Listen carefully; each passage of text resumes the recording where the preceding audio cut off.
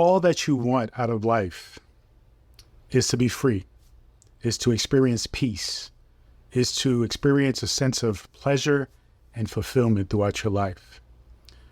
What I want to share with you is, in order for you to achieve that, to experience that, to make that the dominant expression or experience in your life, you have to go through the pain.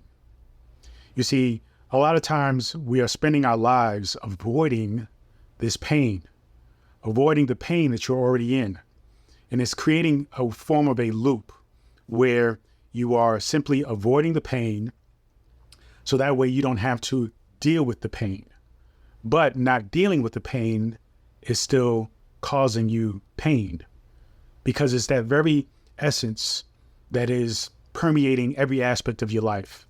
Because when you are not living in alignment with the dreams that you have, the ideas that you have, what's left?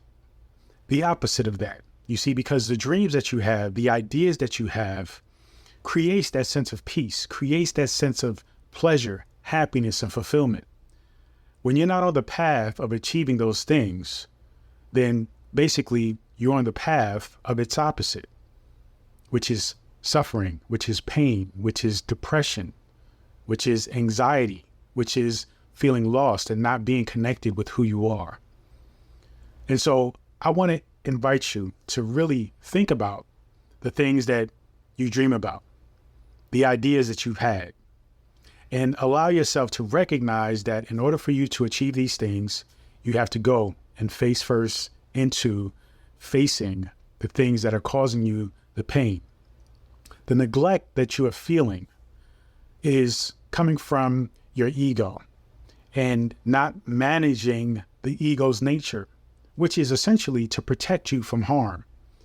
So as the ego is protecting you from harm, you are essentially following along with the ego, right? Because you're going to feel a sense of discomfort, a sense of unease, right? A sense of even anxiety on many levels, because now you have to face the things that you have been ignoring because it is uncomfortable.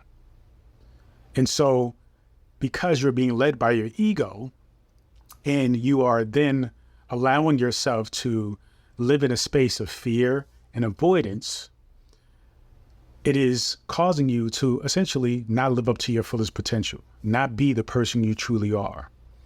And this is why it's so important to explore, research concepts of consciousness, because your consciousness is who you truly are.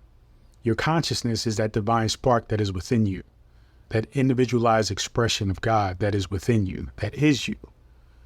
But because you are led by the ego and you haven't been taught to manage this ego, to manage the nature of you whom is concerned about physical, emotional, mental harm, because that's simply an instinct that is required throughout this physical realm. If you are not learning how to manage that, then you are being led by that. And when you are led by the ego, you're led by the nature of separation, the nature of feeling like it is you against the world, feeling like everything is against you. But when you are aligning yourself with consciousness, then you fall into your true nature of understanding that you are one with everything, that there isn't a separation between you and that other person, between you and that animal, between you and nature, between you and the entire universe. You understand that the entire universe is you and you are that. So don't be scared. Recognize that your consciousness is invincible. It cannot be destroyed. When we talk about, this idea that no one really dies, it is because we're talking about consciousness. We're talking about that individualized expression of God that is within you, that is you. And we all know God cannot die. So therefore, your truest essence cannot die either. But you have to let go of the ego, which can die, because remember, the consciousness and the ego are essentially yin and yang. They're opposites of one another. So if consciousness is infinite, then the ego is finite. If consciousness cannot die, then the ego can.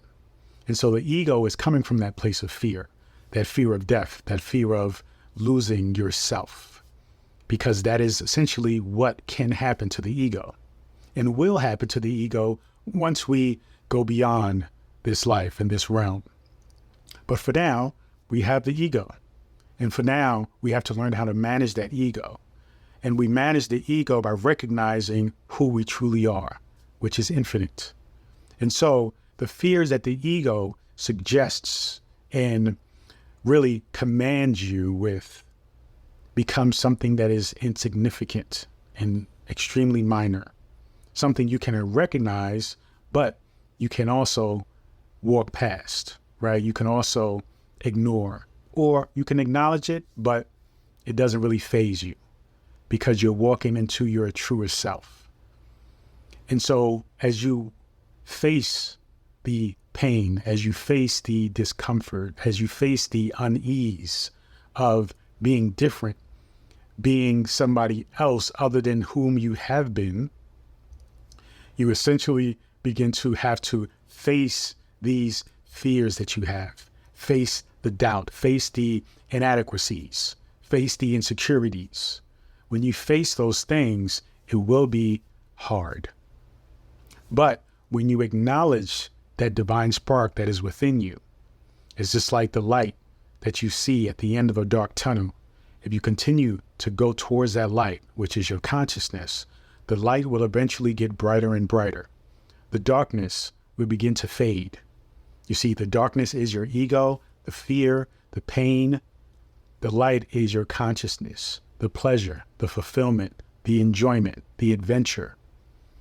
And so as you get closer to that light, and that light begins to get bigger and expand and grow, then you become to get in touch with your truest essence. You begin to get in touch with the basic fundamentals of how we should be living our lives.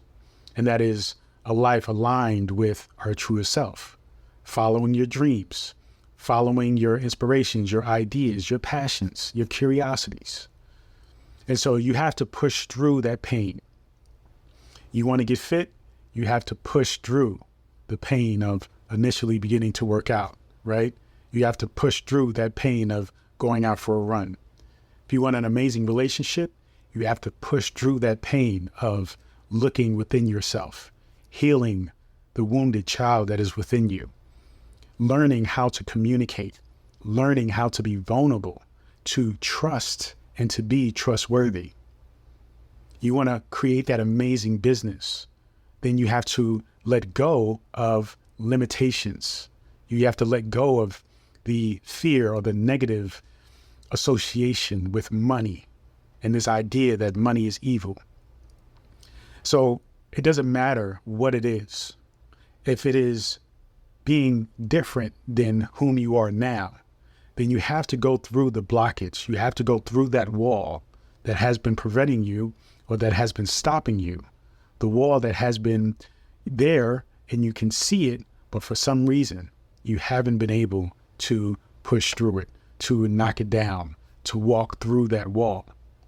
And so recognize though, as long as you continue to stay there and look at the wall, maybe even act like that wall isn't there, but yet you are unfulfilled, you are unhappy, you are miserable, you are depressed, then you are simply wasting potentiality. You are wasting your true self. You are not living up to that true self, or that true potentiality that is you. You are essentially shutting the door on God. You are essentially telling the universe that you don't trust it. You are essentially telling yourself that you are not good enough, when in fact, all of you is good, more than good enough. And so I invite you, do not fear the pain. Do not fear the discomfort.